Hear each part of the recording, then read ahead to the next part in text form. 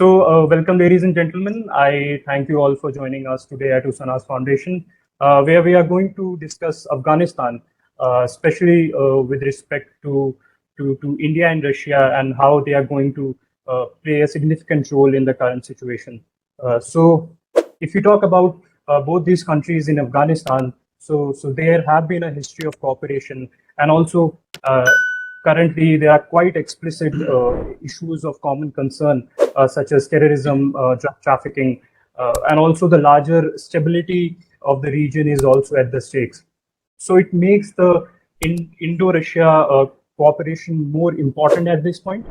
And we also saw a phone call between PM Modi and President Putin last month, and the Indian NSA, Mr. Ajit Doval, also met with his Russian counterpart recently. So this signals the willingness and activeness of both countries to engage and cooperate vis-a-vis Afghanistan.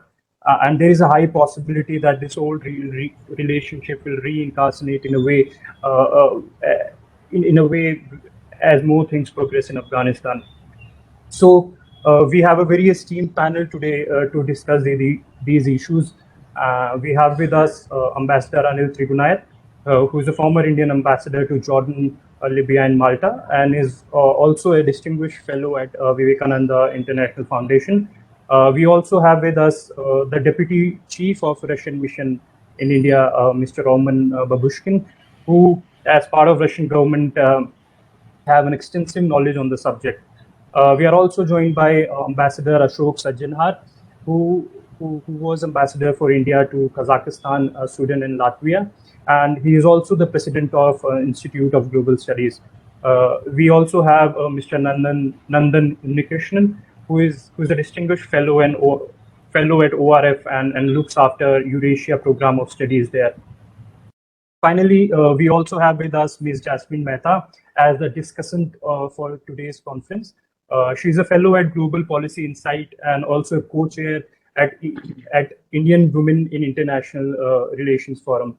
So I welcome you all, and on the behalf of Usanas Foundation, it's really a privilege to host you all today.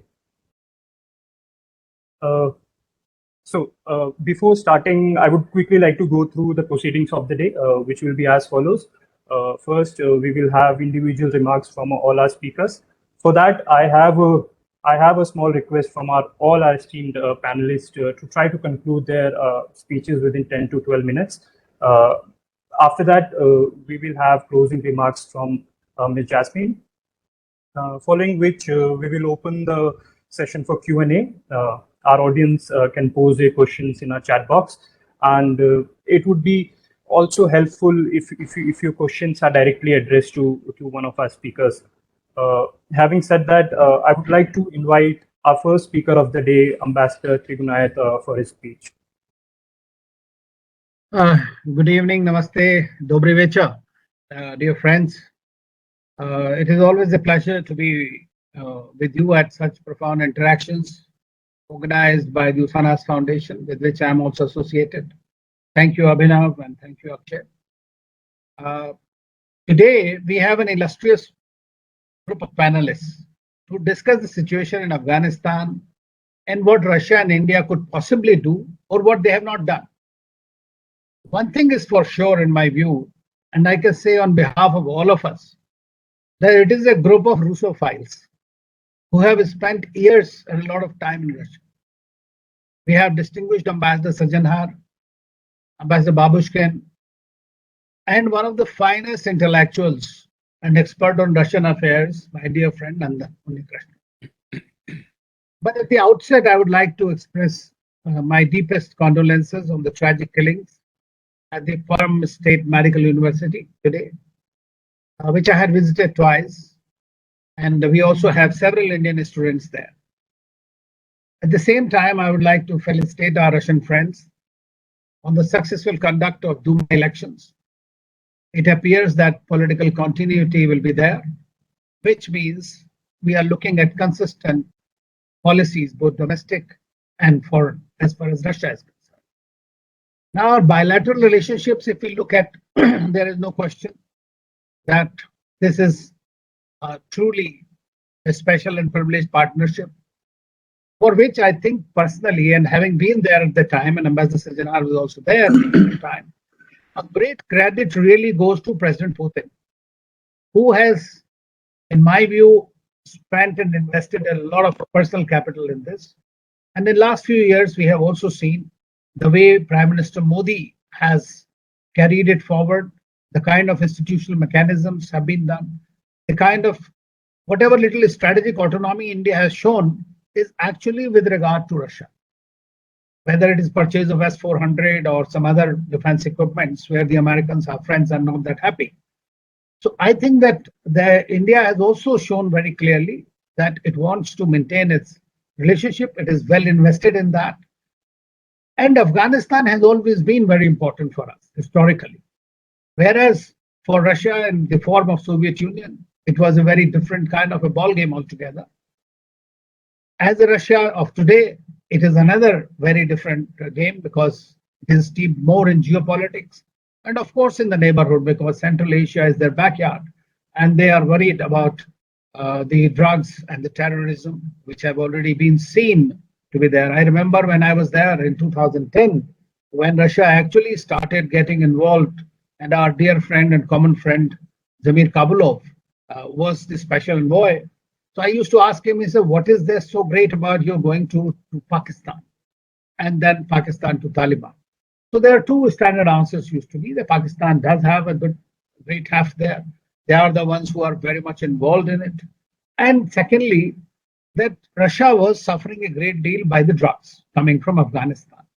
Apart from terrorism, that time it was in Chechnya in 2009, so which was fought very strongly by the Russians. So there, apart from the geopolitics of it all, it was also very important that directly impacted that. Some people told me that about 25% of the Russian children, the youngsters, were being affected by these drugs. So it is indeed a very important thing for them. But looking at it coming from, as I mentioned, the Russia-India relationship is extremely a very special relationship. Whether India was actually taken on board as far as relations or discussions with Afghanistan was concerned, is I think is a matter of debate, because it was only at one time in 2018 when we had the former Indian ambassadors to Afghanistan and Pakistan who attended the Moscow talks, and as because India had the policy that it will not talk to Taliban, good Taliban or bad Taliban, it did not differentiate, whereas rest everybody else has started differentiating and started talking to the same Taliban, which was projecting itself as a good and bad. And today we talk to them, we look at them as Taliban 1.0 and Taliban 2.0. So it is more or less the same. But we have some fundamental differences exactly how to reach. India knows and the world knows, yet refuses to acknowledge that the problem is not Taliban. The problem actually is Pakistan. And everybody has engaged Pakistan and provided it the heft. And that's what we are reaping the benefit of it, or the result of it for all of us. So I think in that context, we will have to look at that role. Question of China. Now we know that China and Russia have very close relationship. They are also competing in certain geopolitical space, but at the same time, there is a certain given understanding. Now China is definitely going to fill that vacuum, which has been created ignominiously by the Americans. So I think that there is no scope for India as far as China and Pakistan are concerned. Pakistan has consistently played the zero-sum game and has tried to keep India out of it and was very unhappy with whatever little influence India had. Have we played our cards well? I don't think so. We could have perhaps done better. It's not by talking to Taliban or hugging them. I don't advocate that. We have started talking to Stalinzai and company and some others who have been trained in India and have goodwill for India. The fact remains that India is the only country that has been engaged with the nation building in Afghanistan. Americans have clearly said they came to fight terrorism and kill Osama bin Laden, and their job was done. They stayed on. That was a different thing.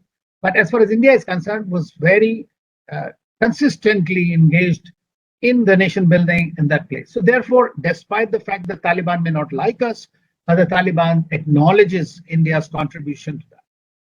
Could we have been the first responder, as we say in our neighborhood, in providing assistance when we saw that people are having problems with medicines or food or supplies and others, I think we could have been a little more uh, seen there to be doing the things. Of course, now we have seen what Prime Minister Modi had done in the SCO, what he spoke. India had been engaged in the UN Security Council, and we were fortunately able to get the UNSC 2593 issued resolution, which was, of course, Russia and China abstained. And it was also a credit to India to that extent that was able to pass this resolution during its presidency by having talks with both Russians and the Chinese. So to that extent, it is there. Now, Russia and China have identical concerns as far as terrorism is concerned.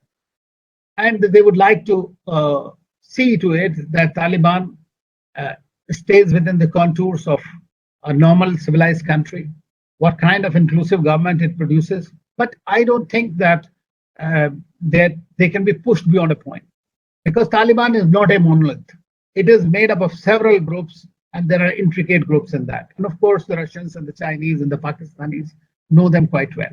What really intrigued me a little more was, in the Troika meeting, we were not included at the behest of Pakistanis that we know now. And then eventually the Qatari special envoy ran to India and tried to invite India into the extended Troika meeting. So Russia has all the goodwill. We had Nikolai Patrushev came here, discussed what to do, how to do it. But I think that today everybody has agreed that Taliban is the reality and that we have to deal with Taliban. But what I'm saying is that there was another quartet that was formed at Dushanbe, and that was Russia, China, Pakistan, Iran. Iran is the newest member of the SCO. Now, there again, India doesn't have any say or any. So I don't know how and to what extent India is going to secure its interests. So therefore, I personally feel that in order to do anything as far as terrorism is concerned on Indian borders, India is by itself. Quad, again, we are talking now, which is happening next week, too much of hype about it. But the Quad has all the 4 countries that have the least influence on Taliban. I'll stop here. There are distinguished speakers, and I'm quite sure that they are going to raise more important points. Thank you once again. Thank you so much, Ambassador. So I would like to go to Mr. Babushkin now for his remarks. Thank you. Thank you very much, dear organizers, Usanas Foundation, colleagues, friends, dear Ambassador Trigunayat, Ambassador Sajanhar, dear Nandan, friends. Thank you very much once again for arranging this important event and inviting me for this conference. And I would be happy to share the perspectives from the Russian government, how we can see the situation. We see India very much on board when it comes to Afghanistan, when we talk about our joint endeavors, and recent events clearly indicated that there is a big scope of our cooperation there. I would try to show to offer you some comprehensive picture. How can we influence? Roman, could you speak a little louder, please? A little. Oh, sorry. Or maybe you could draw the mic a little closer to you. Can you hear me? Yeah, now it's better. Is it better? Better. Yes, thank you. Oh, thank you so much. Thank you. I do apologize. No, not at all. Did you hear what I said, or should I repeat? Yes. I think that was clear. Now you're coming to the substance, okay. So I thought okay. it would be. Thank you so much. So clearly, Afghanistan remains in focus of the international affairs and naturally in the Russian-Indian cooperation agenda. Our engagements demonstrate that our approaches and evaluations are very close.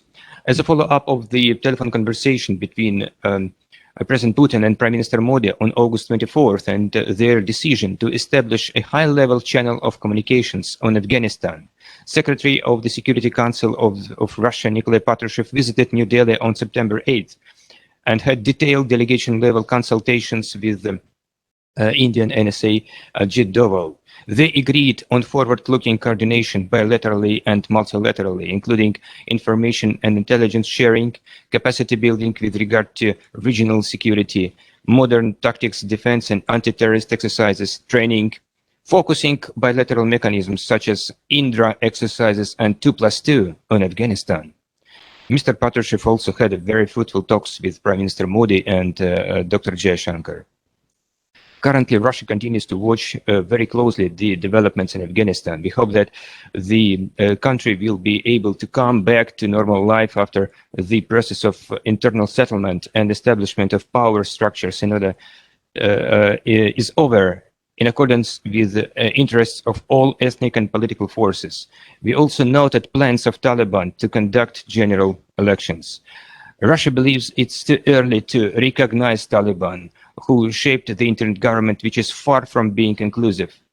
At the same time, it would also be premature to make final judgments today. Recognition would require collective decisions of the international community in the United Nations, within the Troika, within the Moscow dialogue, which can be convened with the broad participation of the SCO, CSTO, and other partners upon mutual consent. We believe it's important to maintain contacts with Taliban in order to ensure security and safety of citizens of Russia and our partners from CSTO and Community of Independent States. Another purpose is to stimulate and motivate Taliban to complete national reconciliation process and establishment of inclusive government to ensure sustainable and result-oriented intra-Afghan dialogue. In all, Taliban now is responsible for the future of Afghanistan. Russia doesn't pose any conditions on Taliban. We keep talking about that from the very beginning, and now it's realized even by the West, whose policy in Afghanistan and other countries has failed. We should avoid any interference in domestic affairs and teach other nations how to live. Taliban themselves committed to particular goals, including in the areas of fighting against terrorism, drug trafficking, non-threatening neighbors, and other states, shaping an inclusive government. By the way, during the last 20 years, drug production in Afghanistan has increased 40 times.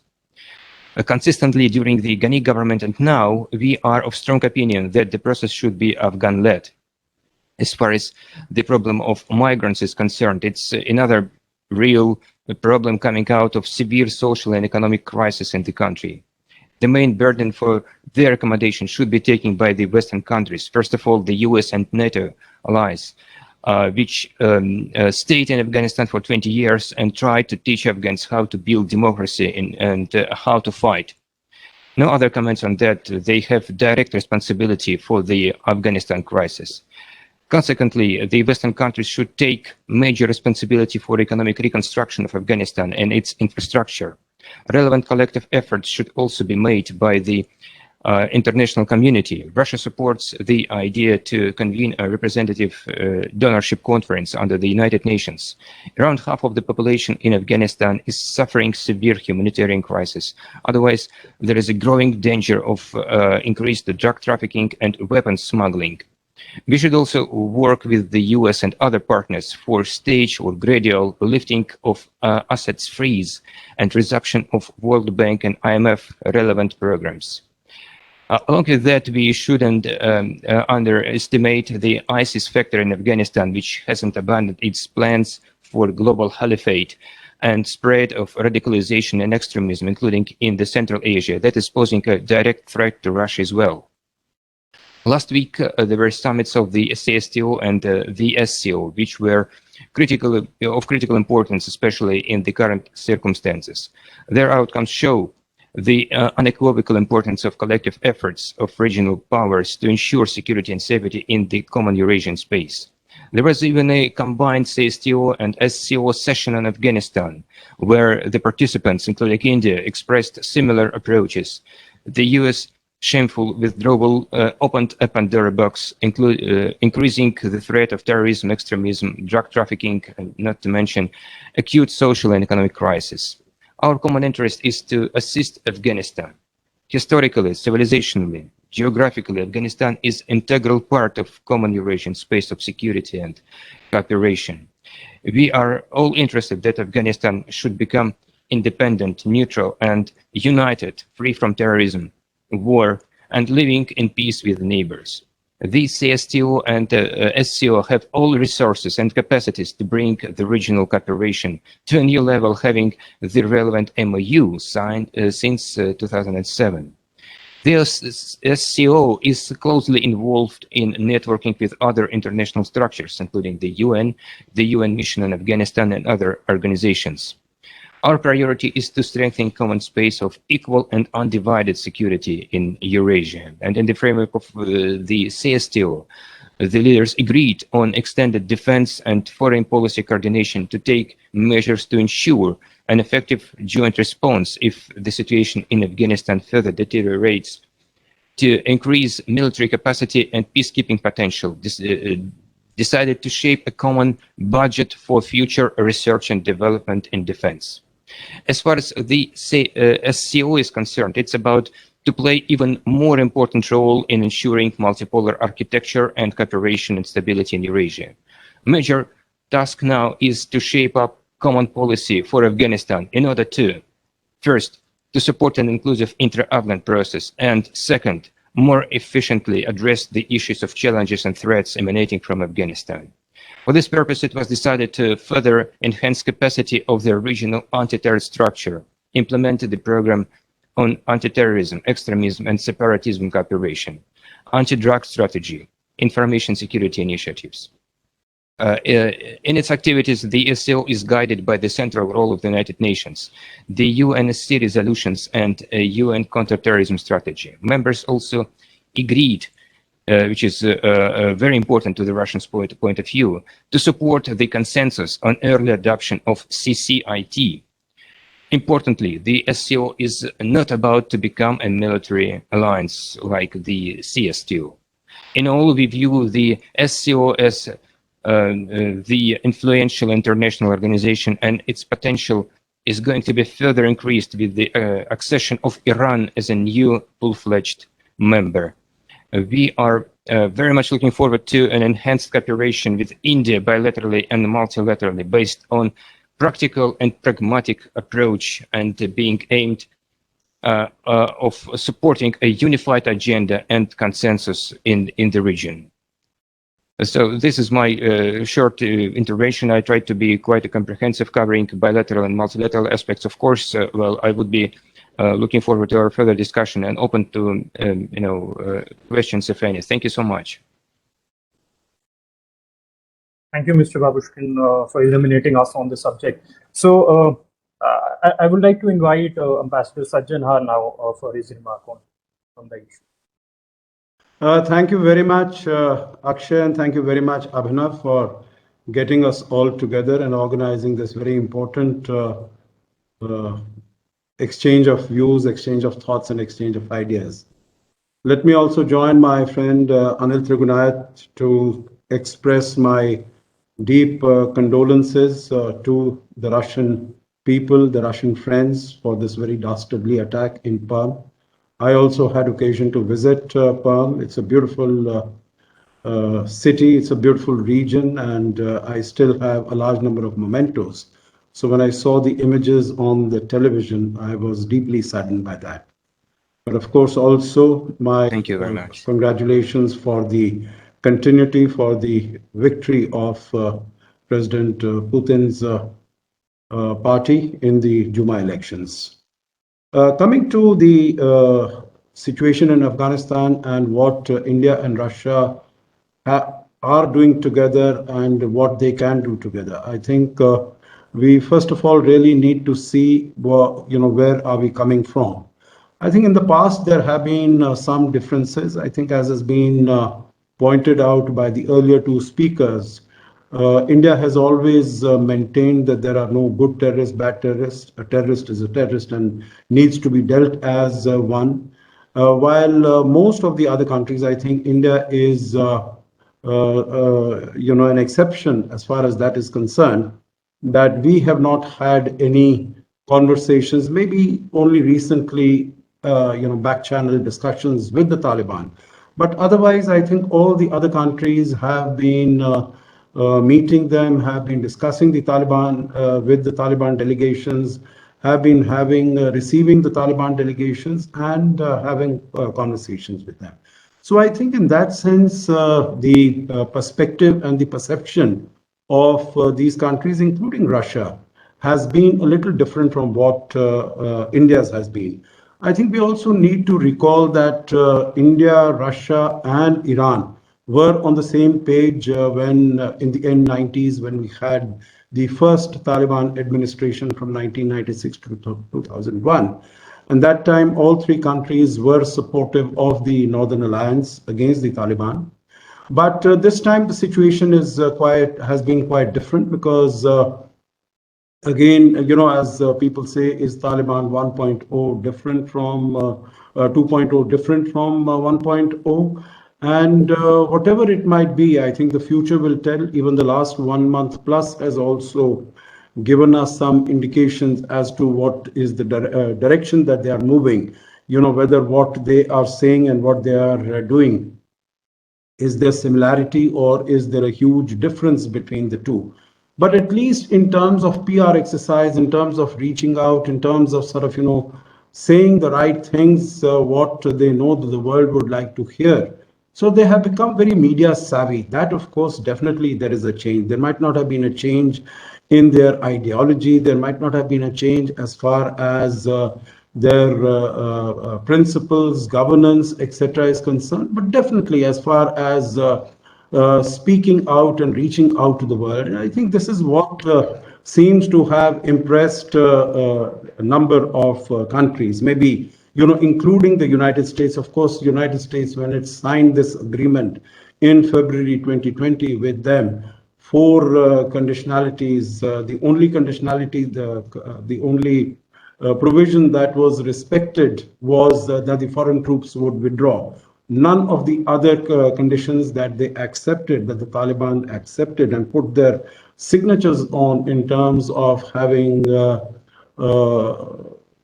discussions with the Afghan government and the other elements of the Afghan society for a transition to an inclusive government. That was not abided by, as far as having lessening in terms of violence, maybe not even a if not a ceasefire, at least some semblance of peace. That was not respected, and breaking and severing all ties with Al-Qaeda and terrorist groups, definitely not done.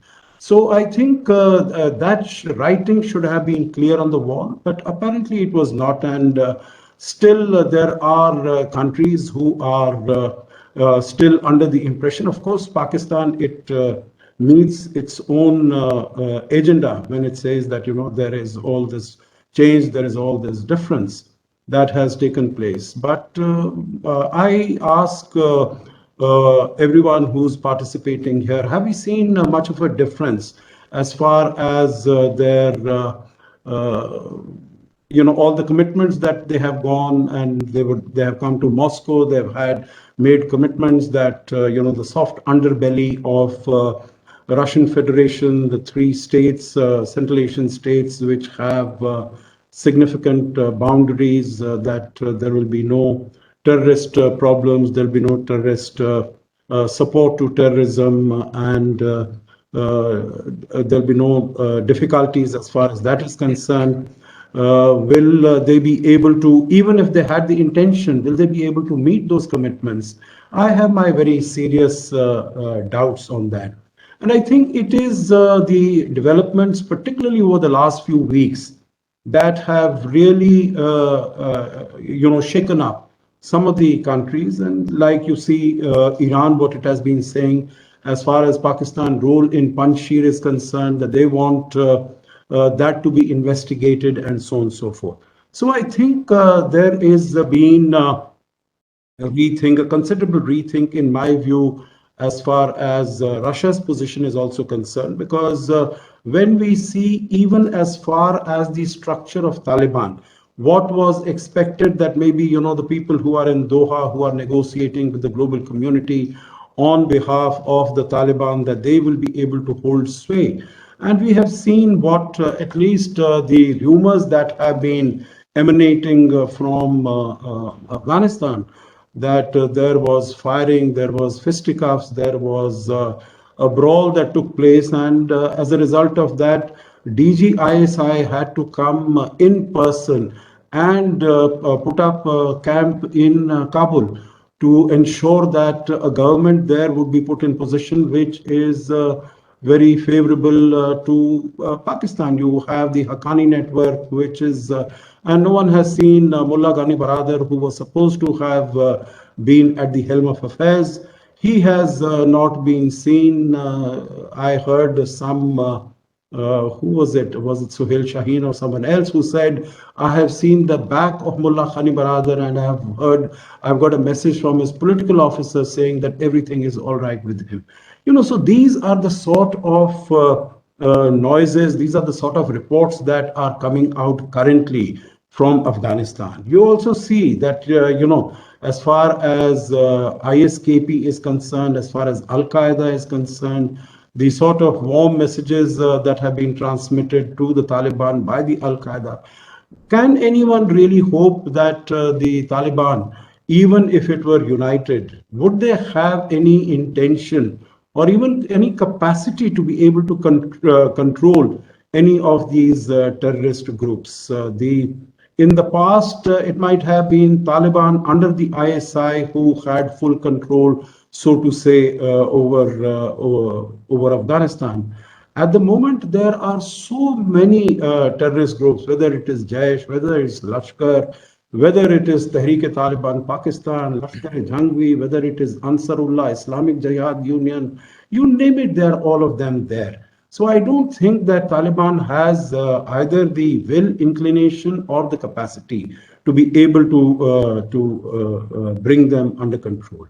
So I think countries like Russia and countries also like Iran, for that matter, they find themselves extremely vulnerable, and I think all countries in the region now find themselves very vulnerable. So it is all the more reason that all of us need to come together, and that is why I'm really happy that there was this bilateral conversation that took place between President Putin and Prime Minister Modi. I think we find ourselves much closer in terms of, because what is the interest of Russia? What is the interest of India?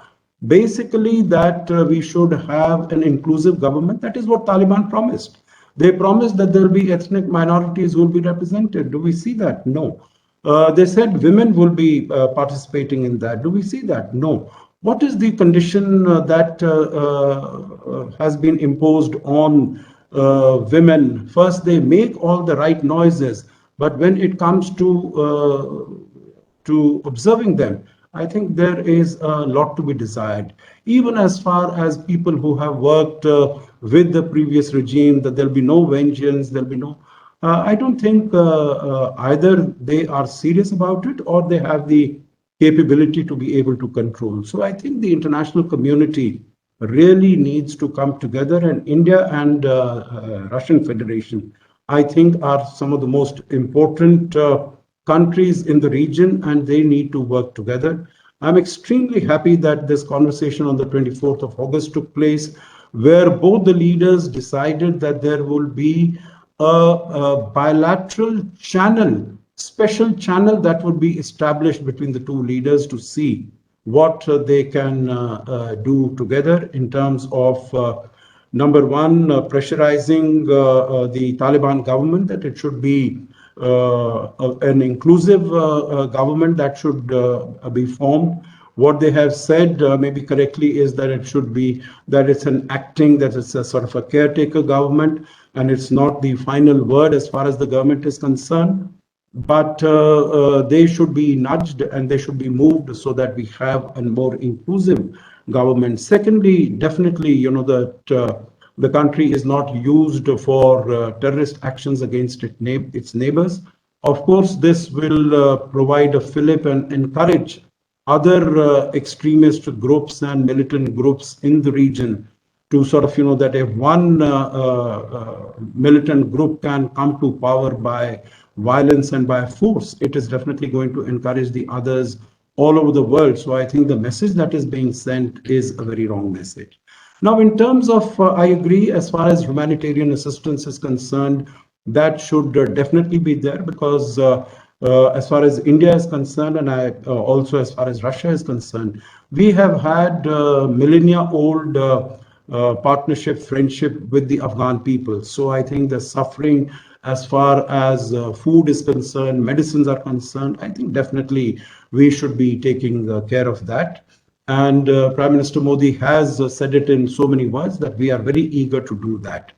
As far as anything else is concerned, I think there should be conditionalities for on the Taliban, that because what they are really looking for is recognition from the world, and also looking at getting assistance funding. They have the Afghan government has been dependent upon foreign aid and funding to the tune of about 40% of its budget. But this should not be just sort of continue to flow, because this will be another encouragement to terrorism and to violence and to militarism, that they can come and they have no price to pay and they can continue with business as usual. So I think definitely this should be made very, very conditional upon their action, upon their performance. And the last 1 or 2 minutes that I will say is, I think India has played its cards well, although it has not been a part of some of these formats. For instance, even as far as Russia is concerned, I think that came as some bit of a surprise. And even in Doha, when we had the meeting taking place on the 11th of August, which was on Troika, extended Troika, Troika Plus. And there also Russia decided that India would not be part of that discussion. But be that as it may, I think now there is much greater interaction between the two, as I said, between the two leaders. And we had General Patrushev also coming to India on the 8th of September. So there is much greater interaction that is taking place. India is in very active contact with all the stakeholders, definitely with Russia as the most important one, which has always been a pillar of our foreign policy, the relations with Russia, with Iran also. Our external affairs minister has gone there very, in recent months, several times. Also with Qatar, who have been playing an important role as far as Afghanistan is concerned. And I think even at the helm of affairs at the UNSC, when it was holding the presidents of the UN Security Council, I think the role of India was very appropriate.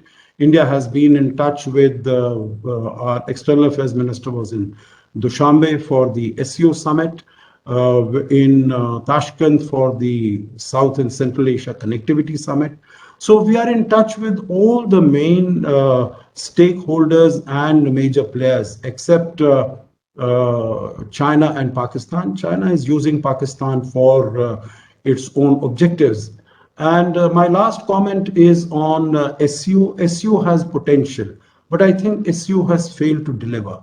If you look at the SU declaration and what it has mentioned on Afghanistan, I think it is, definitely SCO could do much better than what it has done. So, if we can continue to say that, yes, SCO has a great role to play and so on and so forth, which is right, but it has to really rise up to the occasion. It has not been able to do so, unfortunately, so far. In fact, if you look at the BRICS declaration, and the BRICS declaration might not be as lengthy as the SCO declaration is, but its paragraph on Afghanistan is definitely much more substantive than the paragraph that exists in the SCO declaration.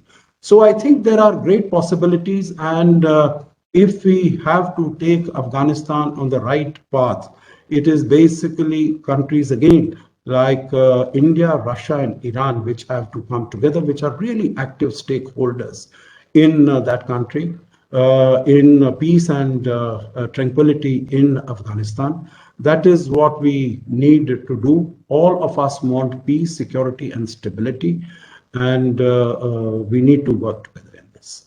So thank you very much for your attention, and of course, I stand ready to respond to any questions that might come from the floor. Thank you.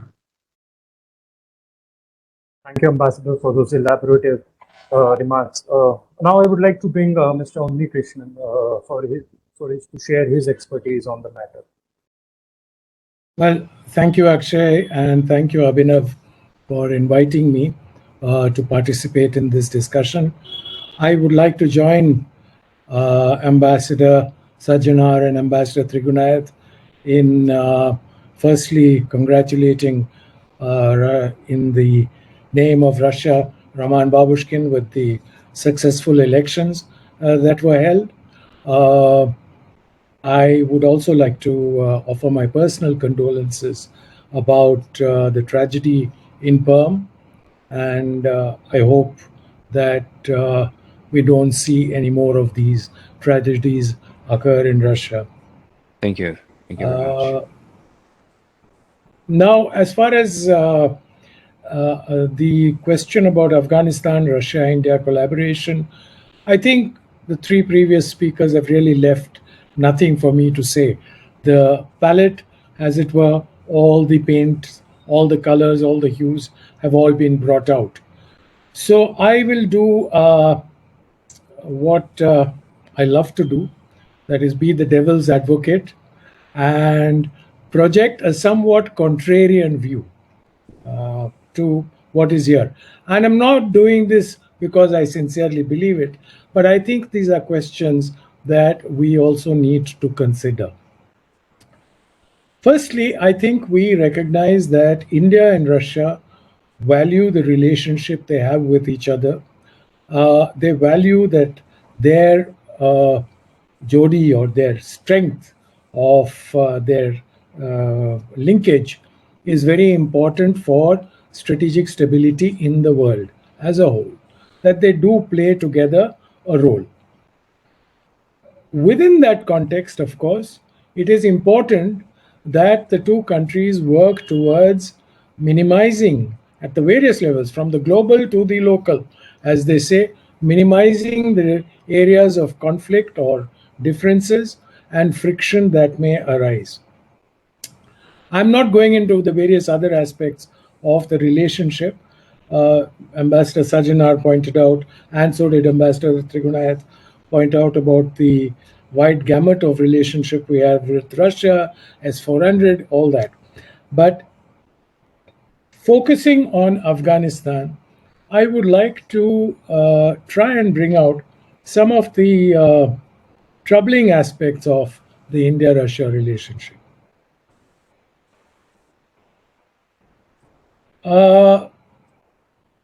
There is, at the base of our differences in Afghanistan, and this is important to remember, that till 15th of August at least, we definitely had differences. We had a divergent view of what was happening in Afghanistan. If at the same time, I have to acknowledge that the Russian assessment of what was happening in Afghanistan was much closer to the truth than the assessment by many others. But that doesn't mean the prescription was correct. So diagnosis and prescription are not necessarily, in my opinion, here in sync with each other. The point I'm trying to make is very simple. Russia starts from the premise, and I've heard this said by Russian leaders, that the Taliban is a liberation movement. That the Taliban is a movement that is seeking to liberate Afghanistan from foreign occupation. India does not share that view. Now, if you start at this point of differing on how you view an organization like the Taliban, it is going to be very difficult to reconcile your views at a later stage. That is point number one that I would like to flag. Point number two that I would like to flag is that if it is a national liberation movement and it is genuinely reflecting the aspirations of the Afghan people, then why did Russia need to reach that movement via Pakistan? I'm sure that Russia, with its rich contacts in Afghanistan, including within the Pashtun community, you did not need Pakistan for that. But you did reach out to Pakistan, and at least I know, again, I've heard justifications when Indians have raised the issue of growing closeness between Pakistan and Russia. They have raised the issue, and it has been explained that Pakistan is essential for Russia because it wants to reach out to see what the situation in Afghanistan is. Now, there is a contradiction there between the assessment of a national liberation movement and a liberation movement or any kind of movement in the hands of a foreign force. So, this contradiction also needs to be reconciled. I understand that there may be foreign forces that help. After all, the Soviet Union helped the ANC in South Africa, right? But ANC at no point of time could be seen as an appendage of the Soviet Union. Whereas here, if you look at the international world, there seems to be this dichotomy where everyone is asking Taliban to establish inclusive government. They're saying that it's in control of Afghanistan and all, and yet they all feel that this government is being propped up entirely by Pakistan. And there are signs that that is true also. I mean, as somebody pointed out, it took the ISI chief to go to Kabul on the eve of government formation to ensure that a government was formed. A good government, bad government, I'm not getting into that. Now, these are some of the differences, but what is the objective reality? The objective reality is, and I think Ambassador Sajjanar brought that out very, very well. The objective reality is that Russia and India have, the end goals are very similar. We want Afghan to be stable, and we want Afghan not to be an exporter of any kind of extremist action, and we want Afghanistan to have an inclusive government in which all the minorities are reflected. And I'm including, they are not a minority, but I'm including women in this category. One of the reasons for that, incidentally, is not because there is some sort of specific liking that India has for Tajikistan or for Uzbekistan or something. One of the reasons for an inclusive government is that is the only way you'll have a stable government. As long as inter-ethnic strife continues in Afghanistan, you are never going to have a stable situation. That is point number 3, I think. Now coming back to, so therefore, India and Russia need to work together to understand that the differences that are driving them apart right now at the literally local level need to be covered, need to be discussed and thrashed out, because the larger goal of providing stability in the region requires India and Russia to cooperate. And yes, maybe as both ambassadors pointed out, we may need to involve Iran also in it, which is a very important player. And this brings me to the SCO. I tend to agree with Ambassador Sajjanar that the SCO's role on Afghanistan, to me, is a little disappointing. I was expecting more, but I also recognize that if you bring, and I'm being self-critical here, if you bring India and Pakistan to a table on which you have to discuss Afghanistan, it is very difficult to find consensus. It would be very, very difficult, and therefore, probably what came out of the SCO summit is a reflection of that, and which is why, let's say again, as very perceptively pointed out by Ambassador Sajjanar, the BRICS statement appears to be much, much stronger on the issue of Afghanistan. So to sum it all up and to give Akshay a little bit more time to have questions, I would say that India and Russia, it is of great importance that we cooperate on Afghanistan, as it is as equal in terms of importance as our cooperation for the global good, as it were, in the overall geopolitical context. This is an important cog in that wheel.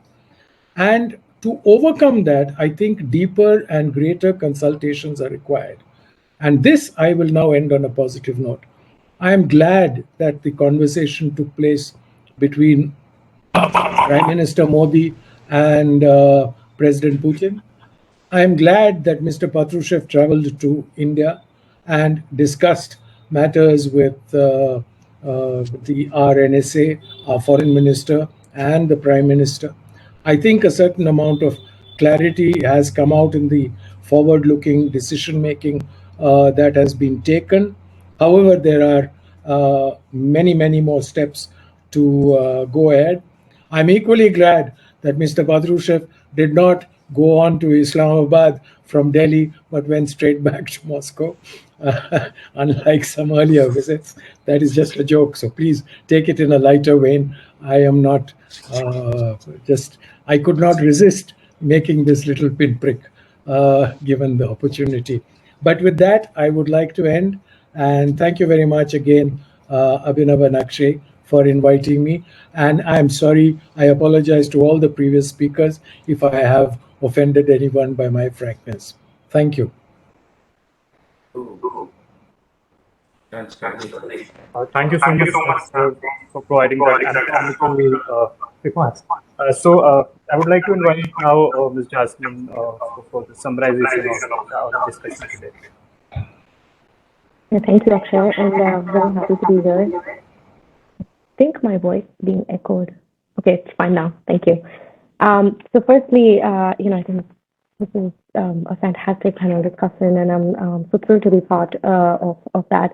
And again, congratulations on a very successful election to our Russian colleague on our panel today, and also sincere condolences on the tragedy in Perm.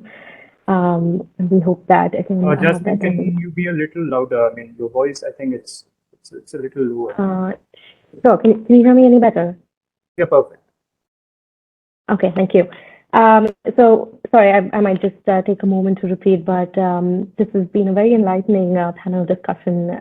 As I'm sure the audience will appreciate. This conflict and mix of opinions and views is quite enlightening to the extent of understanding the differences, but also the very strong synergies that we see between India and Russia in the matter of Afghanistan and also in the matter of national security. On that note, sincere condolences for the events and the tragic events in Perm, and also many congratulations on a successful election. I think it's going to be difficult for me to summarize in maybe 15 minutes, but we've had so many significant learnings today. A historical kind of look back at the recent events have shown us now more than ever that India and Russia and the common synergies that we hold really will have a strong and a remarkable influence in possibly the state development in Afghanistan, but also potentially ensuring spillover effects or export of terrorism. And that is most certainly the premise with which both countries are agreeing to collaborate and identifying more areas for collaboration and prescriptive steps of action. And in that whole process, I think we've heard some fantastic remarks, and like I said, it's going to be slightly difficult to definitively sum those up. But what I really appreciate upfront was that we've had some unanimous thoughts, from Ambassador Chudanath and Ambassador Satanhar, and also Mr. Onan, especially around the areas where India possibly could have done a better job in terms of engagement, and not differentiating between good terrorists and bad terrorists in Taliban 1.0 and 2.0, but also being specifically part of additional multilateral frameworks and setups when we talk about Troika, when we talk about the Moscow talks, and hopefully we are in a position to engage much stronger now on the bilateral assessment and frameworks development with Russia, into future proliferation into those multilateral frameworks and setups, directly or possibly through back channeling. I think beyond that, when we look at the stakes involved both for India and Russia in order to ensure the end goal of stability and peace it's certainly needless to mention that that is of the highest priority in terms of precedence with geopolitical events to restrict the export or spillover of terrorism, but also a massive opportunity set for both countries to help Taliban really kind of reset their economy and requirements in a way that are more supportive of the Afghan people. Especially to the points around rebuilding, possibly assistance in economic recovery, in reviving certain programs, World Bank programs. Mr. Babushkin actually put out a great point around creating donorship conferences within the UN framework to assist in that state development projects. But the point that Ambassador Sajjanhar made in terms of having conditionalities attached to those in terms of use of proceeds and monitoring the use of proceeds is super critical, but is also one that both India and Russia would formally agree in the interests of the people, of the Afghan people and their development. And that also, in one way, would assist in more sustainable and scalable state building, to the extent of, again, possibly ensuring that those are not used for potential terrorism or drug trafficking activities. But beyond that, again, the whole issue around drug trafficking has been one that has been that I think Russia has been unfortunately subject to as unfortunate beneficiaries of that issue for a while now. So of course that remains on a high pecking order for Russia in terms of an issue to tackle.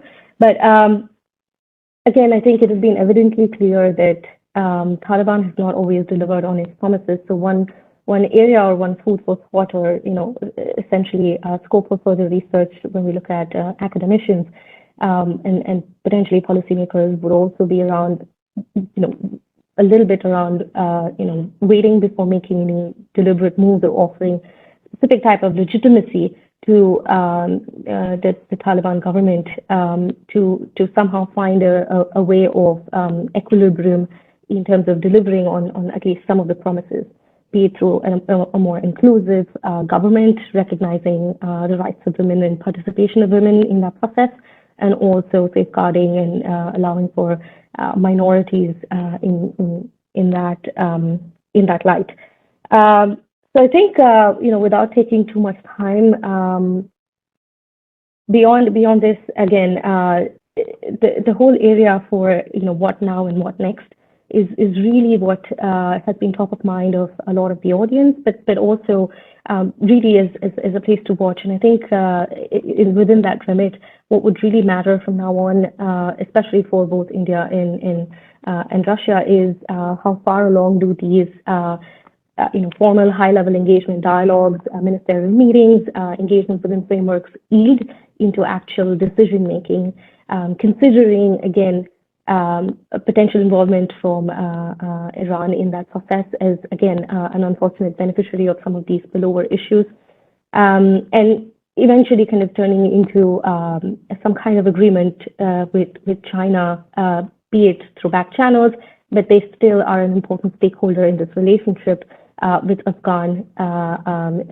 with the Afghan government. So that is one area to possibly watch out on. But with that, I hope I may have done justice to the very, very enlightened thoughts that we've heard today, just in terms of succinctly summarizing those. So over to you, Abhinav. Thank you so much, Jasmine, and I thank you all our speakers and panelist members for giving us this wonderful discussion. And I would also like to invite now Mr. Abhinav Pandya for his closing remarks. Thank you so much. But first, I have a question. So, like, as we all saw that the Americans went through a very bungled and a very embarrassing withdrawal. So now, with this American withdrawal from the US, I mean, what do we conclude? Like, is it some kind of a shrinking of the Americans from the Asian strategic space My question is to both the Indian representatives and the Russian representatives. Like, how do you look at the future role of the US in this theater, and also the other actors, state actors like Turkey and China in this theater? How do you look at the future role?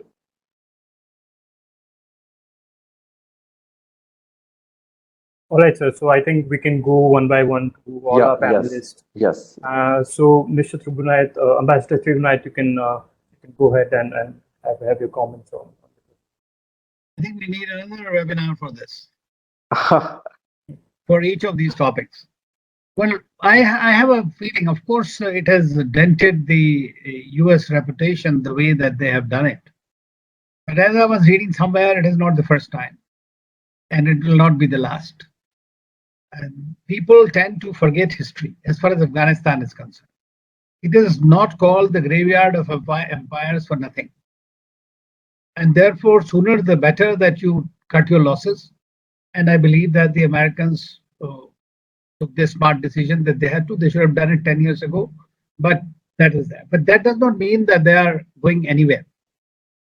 Even in the Middle East, we keep hearing all the time that they are reducing their footprint, they are going away from here or there. But they are, when they say that they are going away from the forever wars, I mean, I think that they mean to say that this is going to be an age of artificial intelligence, space wars, of different kind of a war altogether. If at all there is going to be a war, which will be far more disastrous. But as far as geopolitical influence is concerned, the Americans are worried about losing their numero uno position. And that is what they want to counter China with. They want to somehow contain it, whether in the Indo-Pacific or elsewhere. And I think that is there. As far as in that quest, the biggest mistake in my view that the Americans have made is that they started taking on both Russia and China. You know, that is something, if had they, I mean, it may be idealistic to think so, but had they continued on the path that they started in 1990s with Russia, today the overall complex of the geopolitics would have been a bit different. But they have not done that. So they continue to do so. As far as other countries are concerned, there will be, we are definitely, in my view, looking at the Cold War 2.0 with a difference, and that will happen. It is happening already. We have to see, but a lot of people are saying now that now the very interesting thing which happened between Australia, UK, and US the other day, AUKUS or whatever they call it. Now, the thing is that Quad, which was being projected as some kind of a counter to the Chinese influence or containment, has been lacking on the real content as far as security is concerned. No country was able to put in directly against China except the US. And even US is following exactly the same policy that India is doing, competition with cooperation. That's what it is. Dialogue, dispute. You know, so where you can, you do that. So this is precisely the situation as far as China is concerned in the near future. But in the longer term, I think that this is going to be a bad thing. But this is not to say that the Americans have been decimated. They are still a hyperpower. They still have the strike capabilities. They still have the strongest, I think, the artificial intelligence capability as of today. It may be conceded to China, I don't know, but the next few years, decade, would be very, very different and very, very difficult. Thank you so much, Ambassador. Now I would like to go to Mr. Babushkin. Sir, your comments. Thank you. Thank you very much. Thank you, Akshay. Thank you, Abhinav. I would, I have a lot to say about that. So, however, I would like to start with, expressing my gratitude, sincere gratitude to my friends and colleagues and my teachers, Ambassador Tribunayat, Ambassador Sajanhar, and Dr. Nandan, for expressing condolences over the big tragedy in the Perm city, which is really a very peaceful city, and it took all the country by surprise. So really, thank you very much. It means a lot to us. Of course, this is part of our friendship, of our cooperation and partnership when we are sharing each other's feelings. So especially in such cases. So coming back to the factor of the U.S. in Afghanistan, actually, Abhinav, this is something which I wanted to point as well.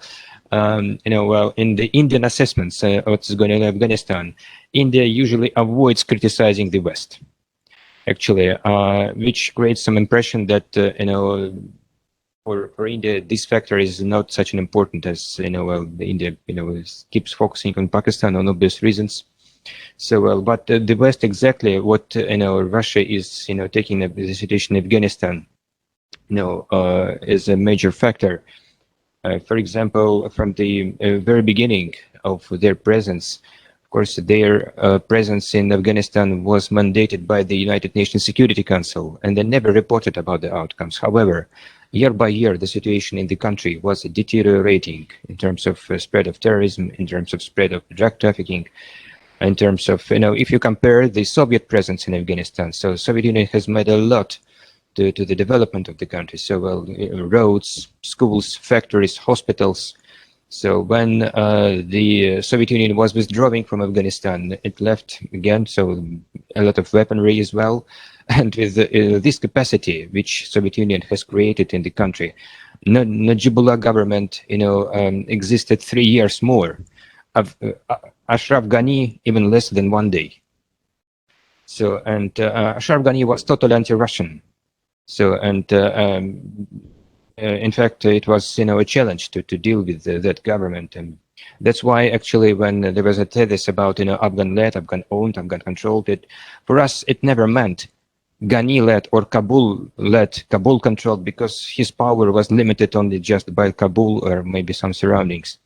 Even, it was not represented again, even if you take Pashtun community there. So that this is a separate question, of course.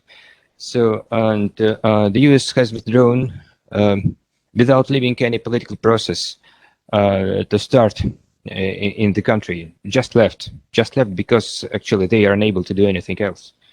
So they, during their presence and after their presence, they create nothing but some sort of a controlled instability. So during the US presence, the ISIS factor appeared in Afghanistan, which is now considered to be the major threat for Russia and for Central Asian countries in the region. So, and that's why, by the way, I would like to argue about the importance of the SCO. Okay, so well, maybe it's such a particular circumstances, it was really a challenge, and Russia, was trying to find out a common, language, common ground for everyone, because well, this is the regional organizations, organization. And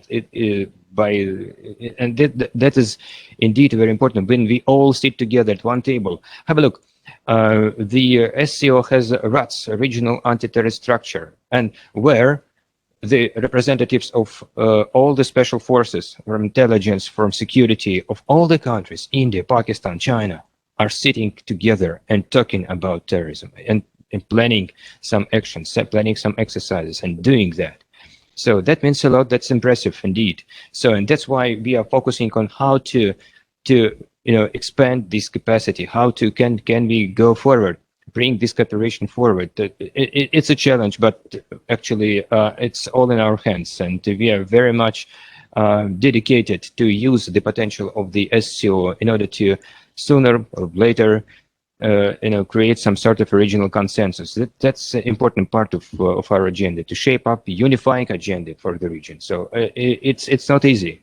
It's not easy, but have a look. On the sidelines of the SCO, there was a very important bilateral meeting between Dr. Jaishankar and his Chinese counterpart. Have a look how much the Indian and Chinese foreign ministers met during last year. Just 3 times, and all 3 times on the sidelines of SCO. Last September in Moscow, and twice this year in Dushanbe. So we should not underestimate the importance of SCO. It's a very important platform.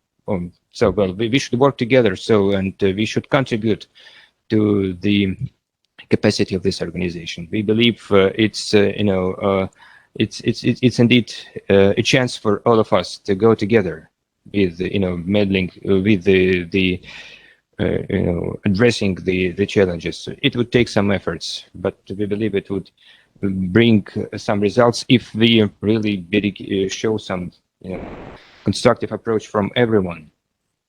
So, and that is something which is also really important, that actually these regional security threats which are emanating now from Afghanistan.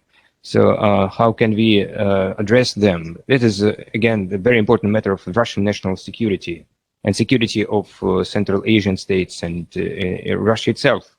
So because of primarily the factor of terrorism, which really posed even bigger threat when ISIS got there. So there are some different opinions, but there is also some facts that the US presence in Afghanistan and ISIS appearance there are interlinked. So that's the thing, and actually the US is continuing its divisive policy in the region. So we are of an opinion that the US is playing the Indian and Chinese disagreements or even conflicts in their geopolitical purposes.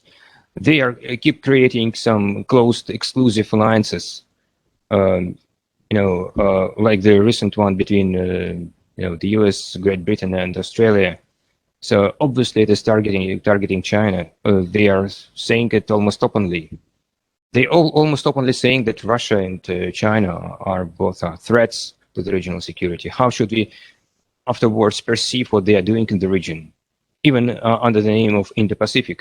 It's maybe major reasons why we do not recognize Indo-Pacific, because it's not inclusive. In fact, Indian is inclusive. We know that, and we share the Indian approach on that, but the US is not. So that's some small comments. Thank you so much. Thank you so much, sir. Ambassador Janhar, your comments. Yeah, thank you very much. And, I think discussions always get us to very interesting conversations. And I think this also, Abhinav, thanks to you for posing this question. And I think we have so much of very interesting commentary coming from both the previous speakers. So, I cannot resist myself but to address myself to my dear friend Roman, what he has said on the issue of SCO, and also one point that my good friend Nandan made.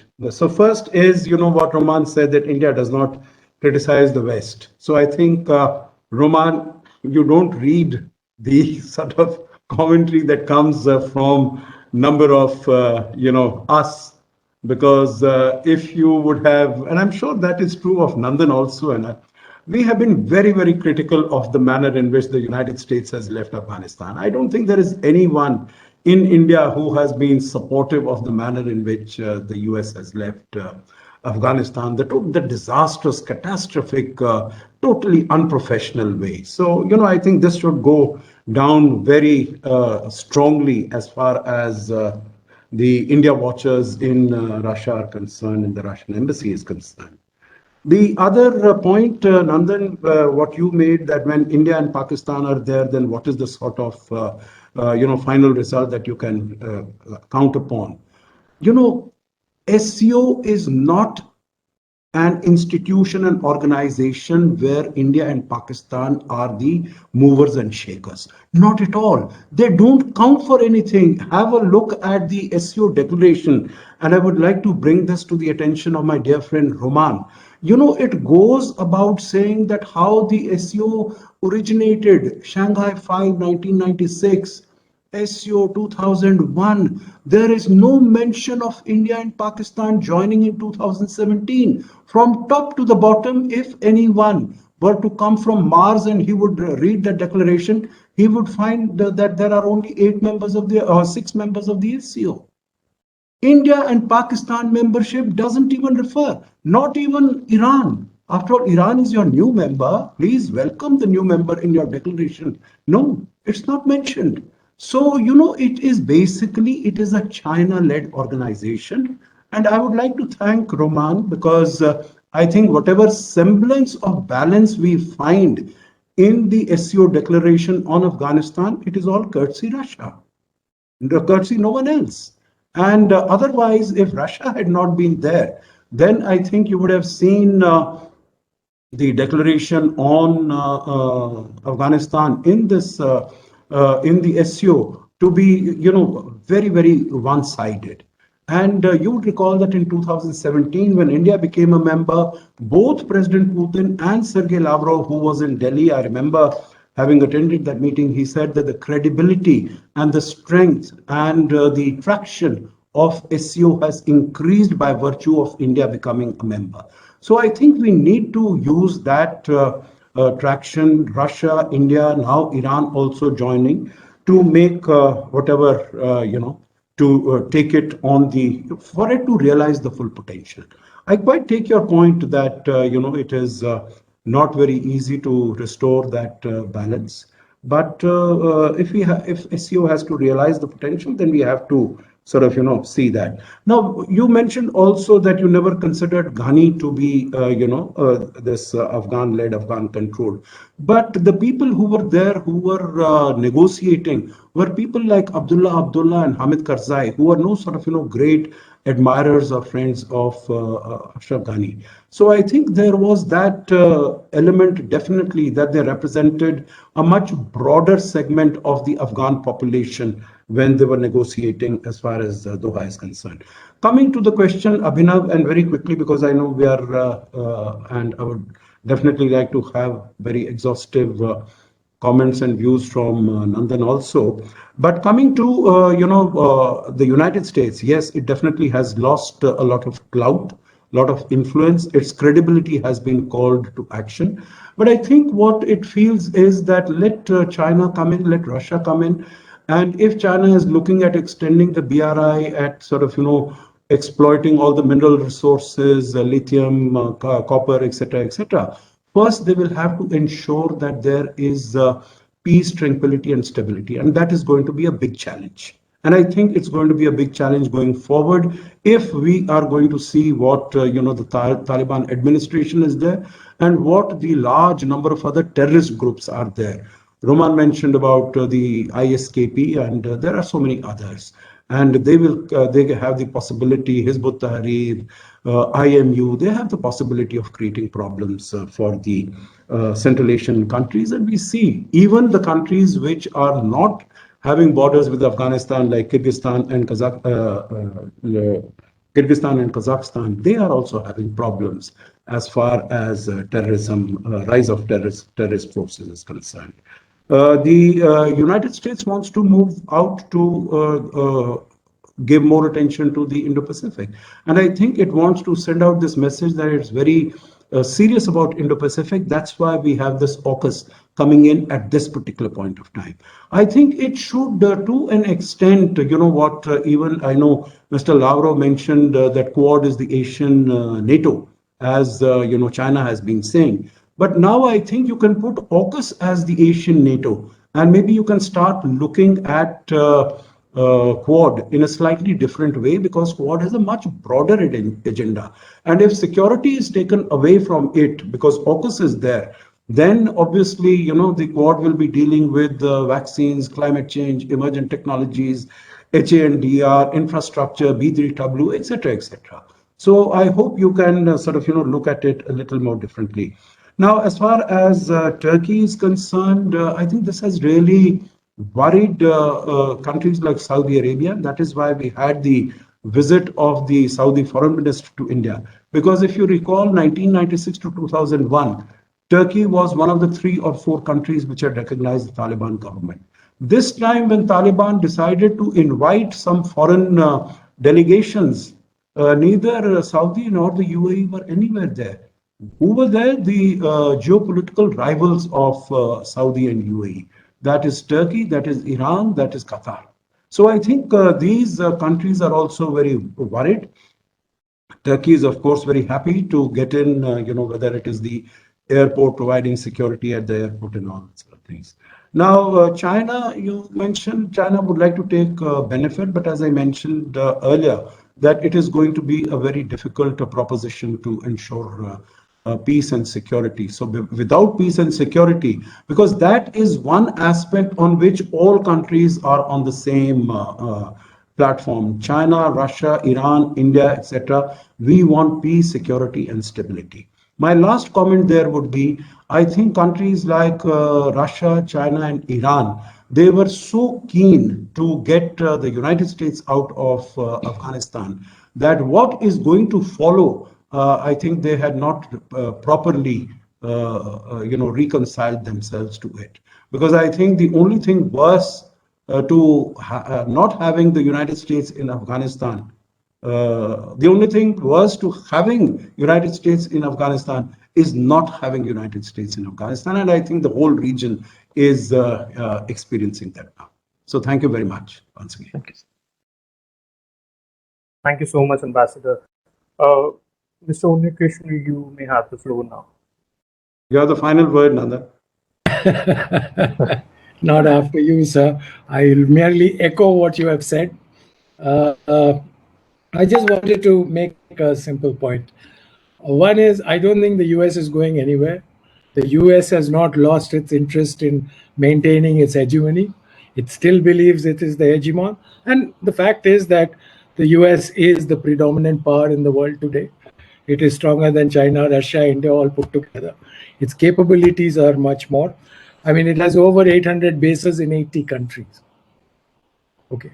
Russia, Britain, China, all the rest put together don't even have 1/10 of that. So let's understand where we are. The US is not going anywhere. But I agree they will play the game differently. They need to conserve their resources. The world has changed. They have weakened. They're not the power that they used to be.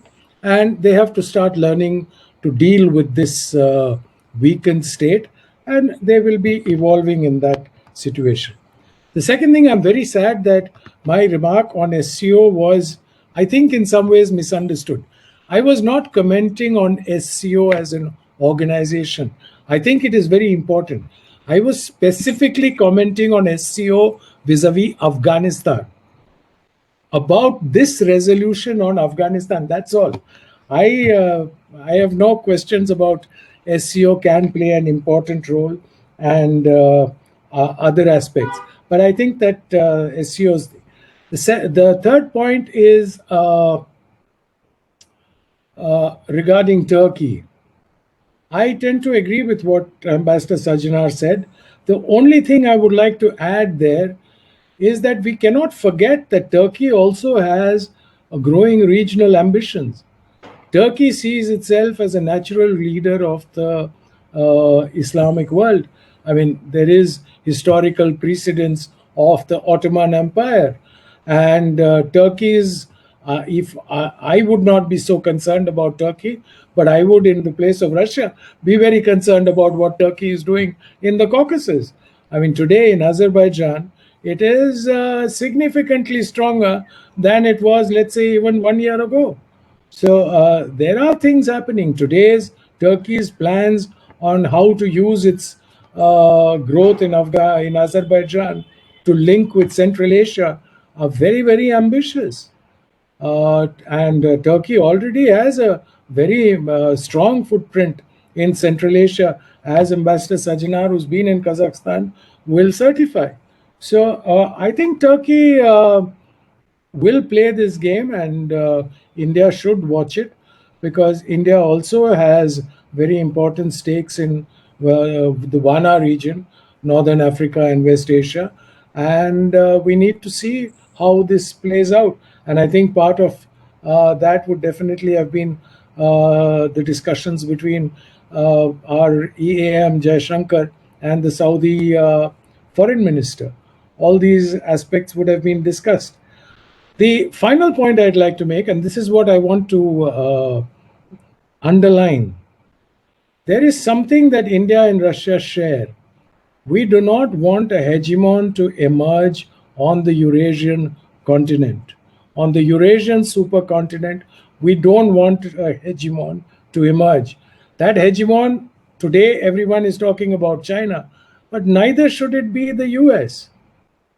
And let's be very clear, when India says it does not want an hegemon, it's not that it says one hegemon is better than another hegemon. It does not want a hegemon, period. Only worry that I have is India and Russia came together in the late 60s, late 50s, early 60s because of their unity on China. I hope that unity continues. Thank you. Thank you very much, Nandan Saab. Thank you for especially the last part, about the Turkey. I guess Turkey is not just a problem in Varna and Caucasus. Turkey is also going to be a problem in Kashmir and the other parts of India, because lately they have been playing a very active role in India's radicalization scenario. Trigunath sir knows about it very well. We have discussed it often in the past. So in the end, I would like to thank all the eminent speakers today, and also my heartfelt and deepest condolences on the tragedy that has befallen Russia today. Okay. Thank you. And one thing before, just in the form of closing remarks, this whole US withdrawal has made a big question, a huge dent on the US image, and raised a huge question mark on America's strategic wisdom. Fine, we all agree that they have the best artificial intelligence and military capabilities, naval capabilities. But this recent US withdrawal has once again confirmed, it has reconfirmed my doubts on the capability of America's strategic wisdom. First of all, they failed to identify the real enemy behind Taliban, which was Pakistan. Then they kept Indians out of all the critical negotiations, and now they want Indians to do their bidding, their fight against the China, and they play a very active role in the Quad and all. Then recently in the AUKUS, they did something very, with which French people are not happy, that they feel backstabbed. So it has raised a huge question mark on America's trustworthiness as an ally. And once again, a very glaring example of the failure of their strategic wisdom. In the case of Russia, when they were ousted from Afghanistan, it was a superpower, the American superpower, backing Mujahideens with all their weaponry and arms, with all the full force. But in the case of Americans, it's a bunch of ragtag rebels, believe in barbaric medieval values, backed by a rogue state, which is a scattered and a very, very shattered economy, whose GDP is less than the market cap of Reliance Industries. They could throw Americans out, and that too in such an embarrassing manner. So that raises a very, very major, a big question mark. But once again, as Mr. Roman talked about this increasing cooperation, as the different intelligence chiefs met regarding the counterterrorism cooperation, I just feel that I expect that Russians don't commit the same mistake which Americans did, and Russians identify the real force behind the terrorist and jihadist actors in this region, and that is Pakistan. And I guess even Chinese has to, they also have to understand that India is not being a tool, a toy in the American hands. India has a problem with the China's expansionist intentions in the Ladakh region. And as far as terror threat is concerned, certainly Pakistan is a real actor. And even this ISIS-K, recently I wrote an article in the National Interest in which I have discussed at length that the top level ISIS leadership came from Lashkar-e-Taiba.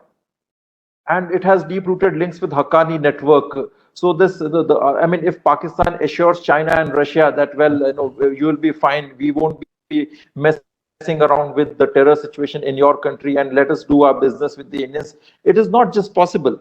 It's all a big matrix, and the ISI is the common denominator.